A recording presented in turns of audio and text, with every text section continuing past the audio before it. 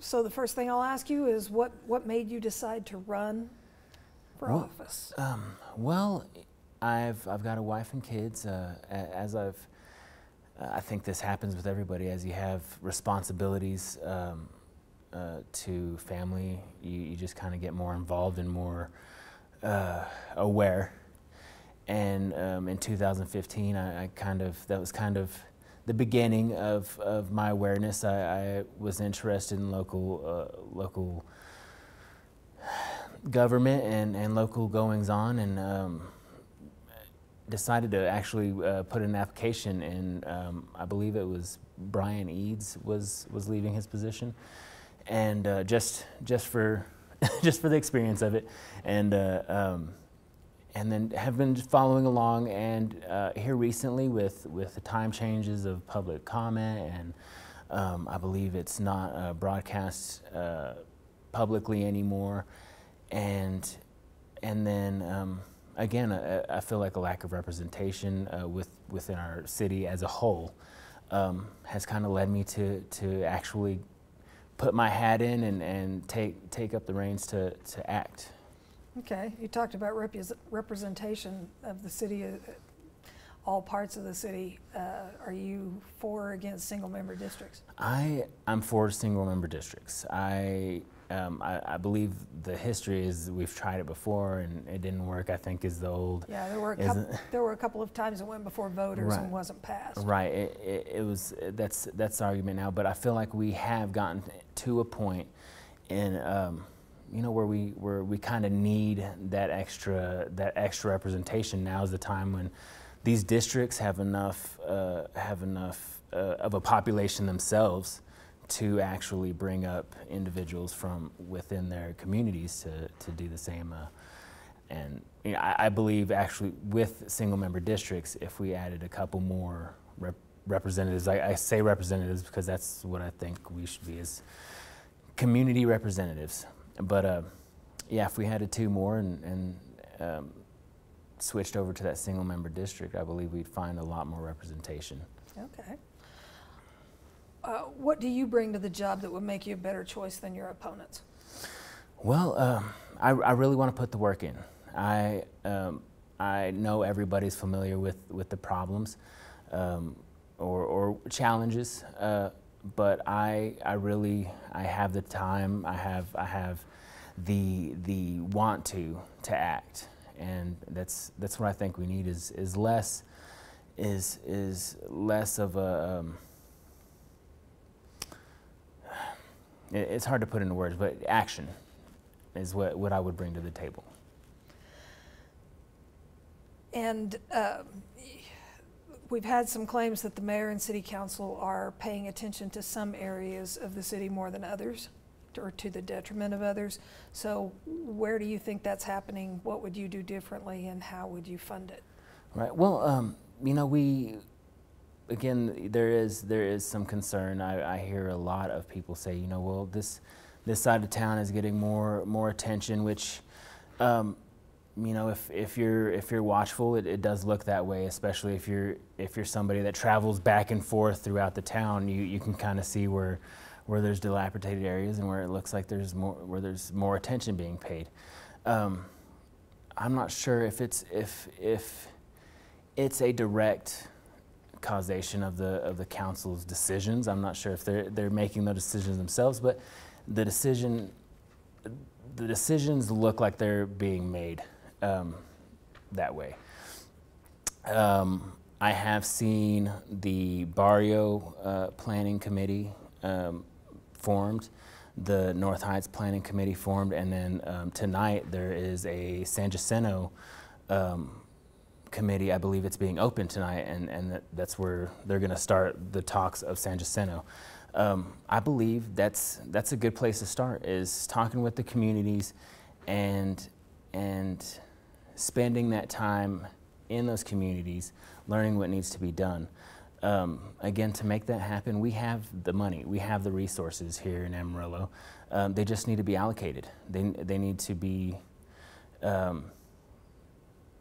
spent more responsibly and allocated into these areas. Again, there's taxes in place that are directly there to fund street safety, traffic safety, and area beautification. I think we can use those. Where, in what areas have you seen overspending or spending incorrectly? Well, for example, and you know, I feel like this is an issue that has been run into the ground, but for example, in our downtown, our MPEV Center was voted on, but it was voted on at a certain budget, and it seems like that budget or where we thought we were going to be at is taking a leap, and you know, there's some areas that could be looked on there. We have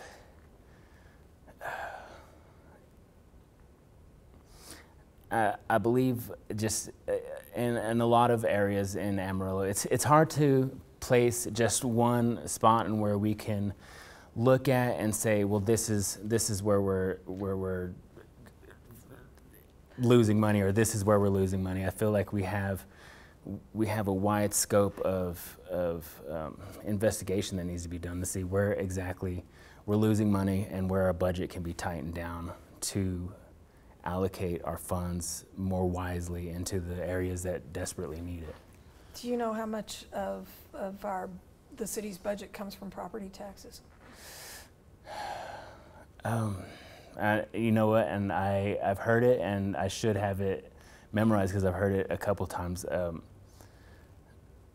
But I've heard, I can't give an exact number, but I've heard it's most of our taxes come from our sales tax. You're correct. And our property taxes is very little. Property taxes are generally not enough or close to enough. Right. To I want to say, and I department. hate throwing out a number. But I wanted to say it was like somewhere around 20% maybe, or something like that. It was like real low, and it may be lower than that. I think it's around like 30%. Okay, yeah. But it is not enough to pay the operations Right. of the police department is Right. a good measure. Right.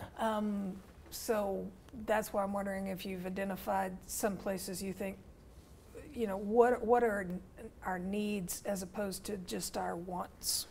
Right. Well, you know, we've managed to close down libraries in town. We managed to close down and this was in the past, but over time have closed down parks and rec programs and different types of services for the people, and we're spending a lot on infrastructure. And I'm very much for progression and for the advancement of infrastructure, but at a responsible scale. When you have grown one part to a point where now all these other parts are screaming for attention, and you just I don't know where the money's at. That's I feel like that's where the problem comes from. Is spending and overspending in parts that seem to be more on your plate of interest. I don't know. I hate to ramble on, but Yeah. it's become a web that's kind of hard to grasp to find a focal point. Okay. Just I wanted to clarify, I don't think we've had any, it's been many years since we added some libraries. I'm not Right. sure about library closures. Right. I don't think we've had library closures in many years. Yeah, it's been a few years, but I think public service is really where we need to focus a lot of our time and energy. Okay. That it's just been proven and shows that towns that do so show less crime rate, show less of everything you don't want. You know, and I just hate to services being taken away instead of seeing how we can give more. Okay. Have you read the neighborhood plans, the North Heights and Barrio plans? I haven't read over all of them. I have attended the meetings, okay, and have seen kind of what they're doing, but I haven't actually read over the actual plans. What do you think they get right, and what do they get wrong? Well, you know, right now it's in a beginning stage. It's in a real beginning stage. I think there's no real end game in plan. Sort of like the parks plan and stuff like that. They say, well, we're going to do this plan, and then it's a master plan. And you know, I'd like to see more definite plans of change and definite due dates of when things are going to start being constructed and completed. Okay. So what are your thoughts on the closing of the Thompson Park pool, and where would you find funding to keep it open or replace it? Oh, the Thompson Park pool is a travesty. I went to the meetings. I understand that a consulting agency came in and said that pool was unsafe.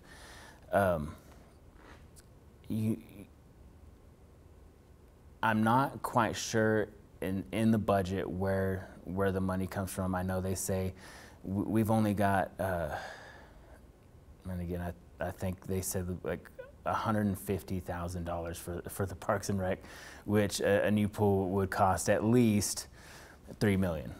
Let's say at least, and you know, but I think with an emergency like that, I've heard. A board member from the ISD Board of Trustees mentioned that we asked them to help with the pool. I believe it was going to be in the South area for a loan, which I'm not sure how that loan went, but we asked for it. People are talking about bonds, and I know there's Parks and Rec bonds and things like that, and I'm not an expert. I would look to experts to see, you know, we found the money to find a consulting agency to take away services. I feel like we could find a consulting agency or people within our agency to find a plan of action to keep this pool open, or at very least have a plan in place to reopen a new pool. Okay. The Texas legislature is considering enacting a property tax cap on local governments. It would require voter approval for a tax rate increase of 2.5% or more. What's your position on that, and how do you think that would impact city needs for property tax increases to be capped? Well, we talked about how low our property taxes were. I'm not necessarily for raising taxes at all. You know, in our current mode, our current structure, the path that we're going in, it's very hard to be sustainable with the way we have things. I know that our property taxes are, I believe, the lowest in the state, or some of the lowest in the state. Down there, yeah. One of the lowest.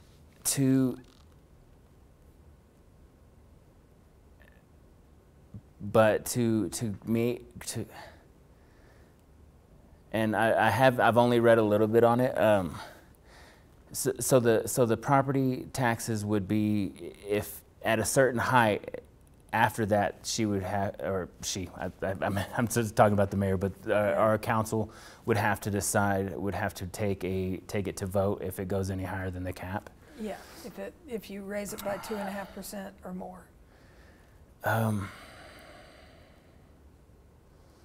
I don't know that I would necessarily be for a voter's cap on property taxes, because we don't know that in 20 years the property taxes will need to be raised higher than that, and of course nobody wants their property taxes raised.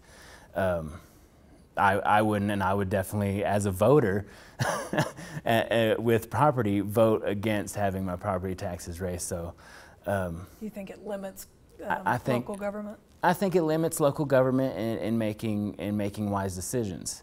I can see how a citizen would not want their government to be able to raise their taxes above this cap because the local resources seem to be mismanaged so poorly. But that's, I don't know. If you're not seeing the services, mm-hmm. you're not going to want to pay taxes. Have you? Do you have concerns about mismanagement of funds? Not necessarily. Well, I guess mismanagement as far as, and I wouldn't say purposeful. It just seems like there are small conflicts that could arise from decisions and monies spent within the city council that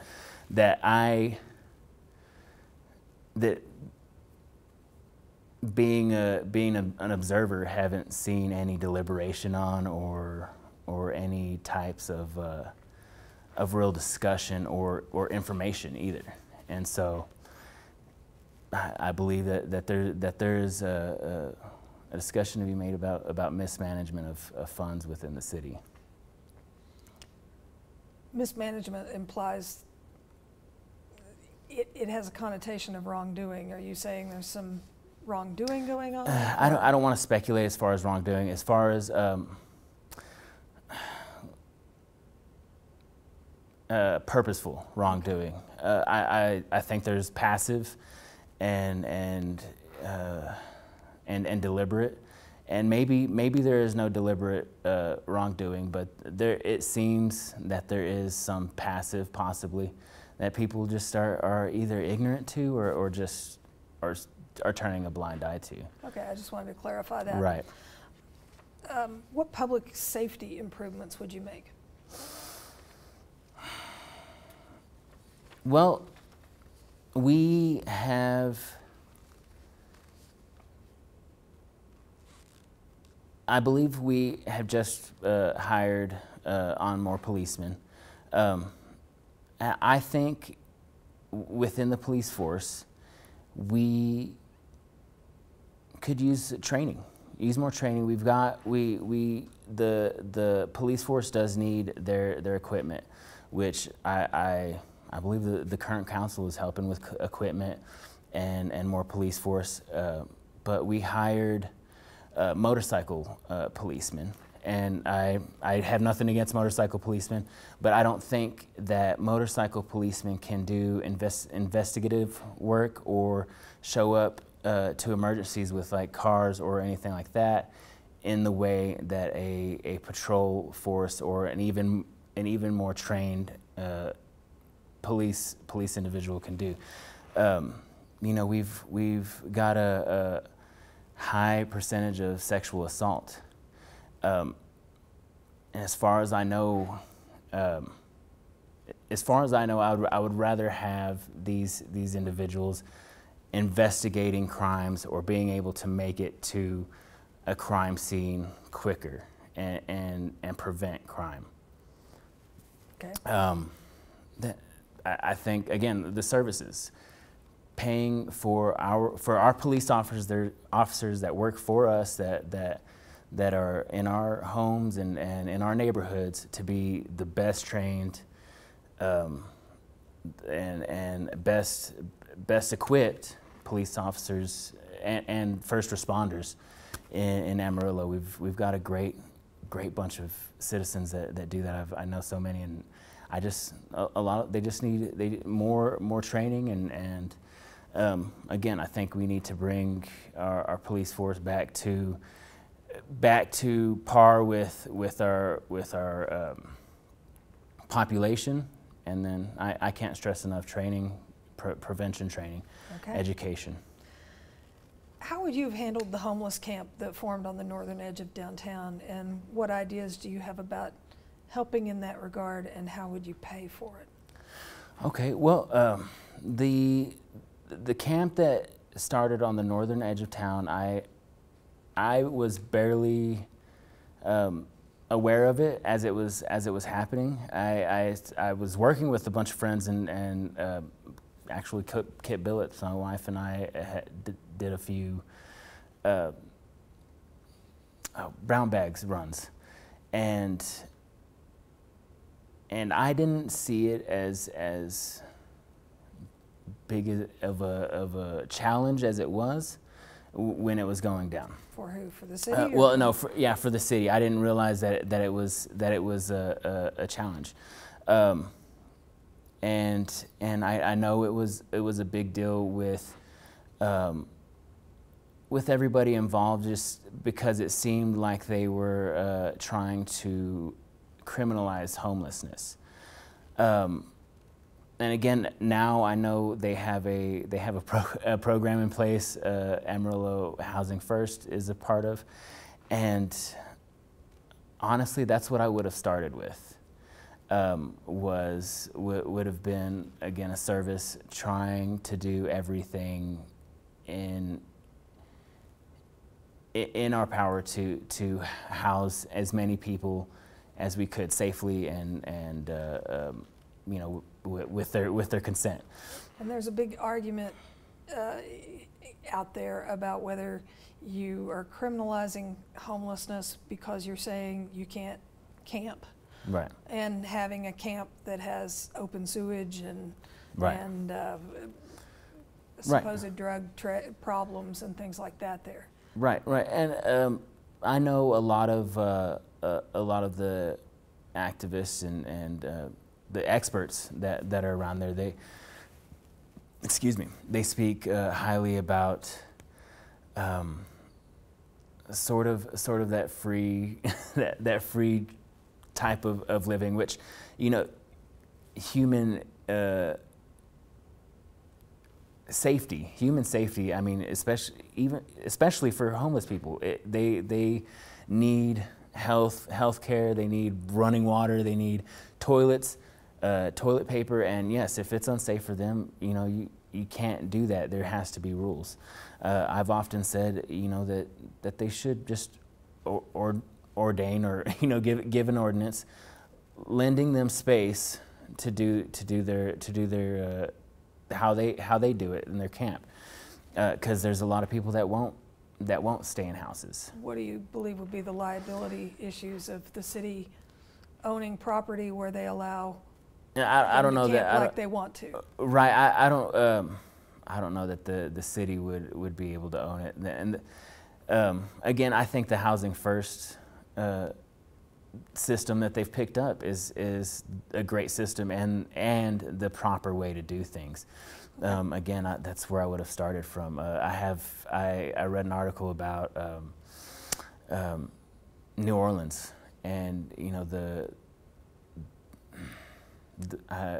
individual that was involved with that just said, you know, you have to be willing to go anywhere and do anything to house each and every one of these people, and in the long run, it's cheaper. It's cheaper on your beautification costs, just the policing that we've seen, on everything. You wouldn't really even have a need for an outlaw camp like that. You would just, you know, I think they said they had 2 or 3 people that they just couldn't house because of mental health issues. But this is in the whole city of New Orleans, and okay. So yeah, so that Housing First is a big deal, and I think that's a great place to start. I think, you know, double it up, triple it up, you know. Yeah. Where do you stand on tax abatements and other incentive packages for businesses? And as a side question to that, are the incentives for a potential Texas Tech veterinary school worth the cost? Well, I am for tax incentives, especially location incentives. I think Amarillo could do with some zoning, some incentive zones. I think that would help in the North Heights and Barrio and San Jacinto projects themselves, is allowing businesses that are established here in Amarillo, and we know which ones they are. They've never changed, and you know, maybe they just need that extra help that we've been giving others. The Texas Tech veterinary school. My little girl wants to be a veterinarian, and, okay. and I'm all for growth in Amarillo. I think we do need more skilled facilities for young adults coming up in Amarillo. I think if we could just tie these schools in with Amarillo a little bit more, make these zones more college accessible, we would see a growth in that area, and maybe a lot of people setting roots in this area. Okay. What are your thoughts on the problematic rollout of the new utility billing system? I think with anything new, you're gonna have problems.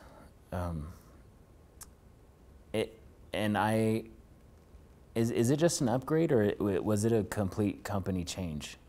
It was an upgrade, but it may have been a company change. Yeah, I wasn't sure if it was a company change. If it was a company change, you know, that's another one of the issues. If you're changing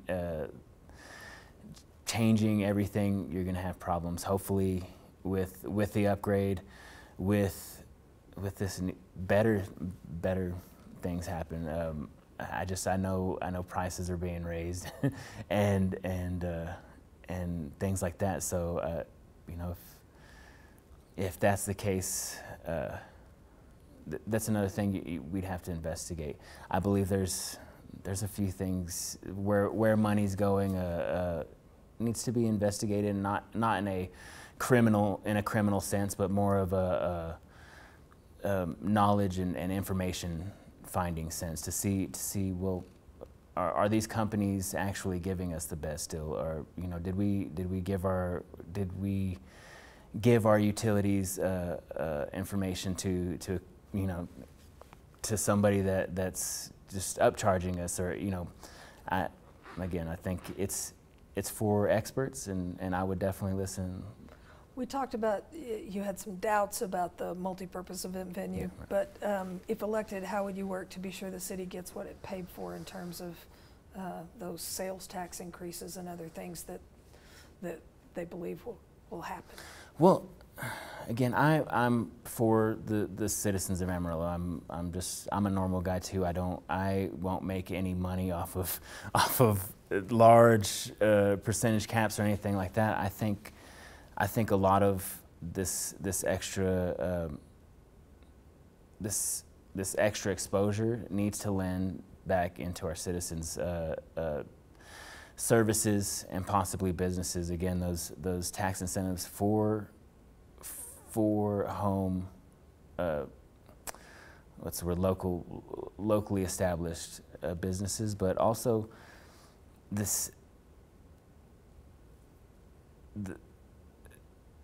with the MPEV, I'm not sure if you knew, but we're getting a small rental check back from that, and also very small money from the revenues made from tickets and concessions, and so a lot of that money is going to go right back into the maintenance of the MPEV. And so hopefully what we can do is make a way that it's accessible to the citizens more. That's about the only way that you can get the bang for your buck, is make sure the citizens over there, make sure that it is for the citizens, and shows for the citizens, bringing people here for our people. Okay. What improvements should be made at the Civic Center, and how would you pay for them? Well, I believe the Civic Center should be expanded. I think it's at 5,000 seating, and maybe less. I need to look at that again. But I think we need to be up to about 1,500 or 15,000 seats. It does need to be expanded. I don't know what space we would have around that area, or if it would need to be moved. But I think there's space for it over there where it's at to be expanded and have just updated completely. I know we've got a Civic Center fund, and I'm not sure exactly how plentiful the Civic Center fund is, but we'd work from there, and then you know, work on bonds and see if we can't find some more downtown beautification funds for our Civic Center, and technically I think it's a historical, at least for our local area.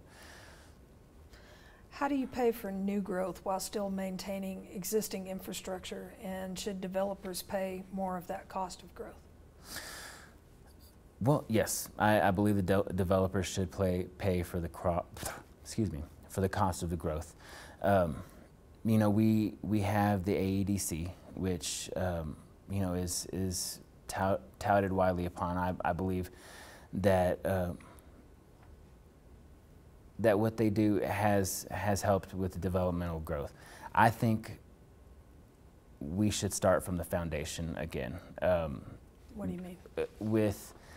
We have our small businesses, our small local businesses that have started locally, that we could help grow into the next tier of business, from small, or from micro to small to medium, and I just think that is a great place to start, is giving our citizens the incentive to grow from the bottom up.